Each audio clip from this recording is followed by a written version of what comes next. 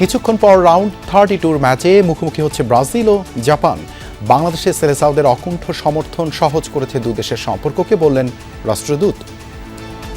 Japan আজ আমাদের চাপে রাখার চেষ্টা করবে, কিন্তু আমরাও ভালো করছি ক্রমান্বয়ে। এটা কঠিন ম্যাচ হবে, কিন্তু ব্রাজিল জিতবে।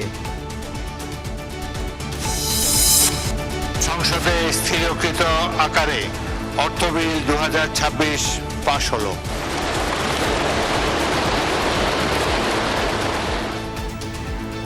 মূল্যস্ফীতি থেকে স্বস্তি দিতে করমুক্ত আয় সীমা বাড়িয়ে অর্থ বিল পাশ।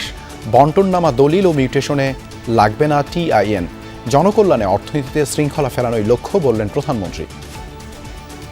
জাতীয় অগ্রাধিকার ভিত্তিতে ইনশাল্লাহ এই সরকার যে কোনো মূল্যে তিস্তা ব্যারেজ মহাপরিকল্পনা বাস্তবায়ন করবে।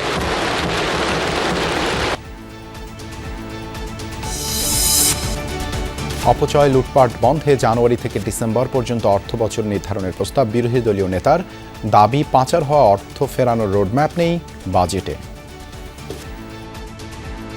আমরা আমাদের ছায়া বাজেটেও বলেছি যে ফিসকাল ইয়ারটা আমাদের ক্যালেন্ডার ইয়ারের সাথে মিলিয়ে দেওয়া হোক,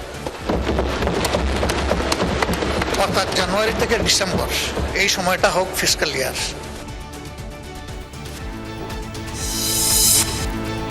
পুরনো মালিকদের ব্যাংকে ফেরার ধারা বাতিলের ঘোষণা।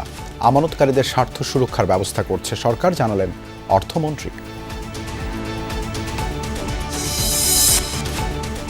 চলতি মৌসুমে ডেঙ্গুতে একদিনে সর্বোচ্চ 5 জনের মৃত্যুর খবর।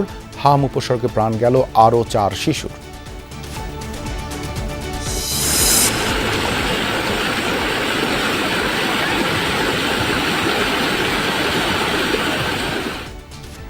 কুড়িগ্রামে দুধকুমার নদের তীরবর্তী এলাকা প্লাবিত। 2 উপজেলার প্রায় 10,000 মানুষ পানিবন্দী। লালমনিরহাটের রংপুরে ডুবেছে তিস্তা পাড়ের নিচু এলাকা।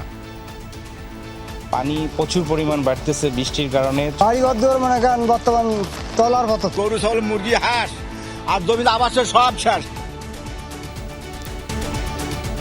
21 পদকপ্রাপ্ত বরেণ্য শিল্পী মোস্তাফা মনোয়ারের মৃত্যুতে সংস্কৃতি অঙ্গনে শোকের ছায়া। কাল কেন্দ্রীয় শহীদ মিনারের সর্বস্তরের শ্রদ্ধা, জানাজা শেষে বনানীতে দাফন।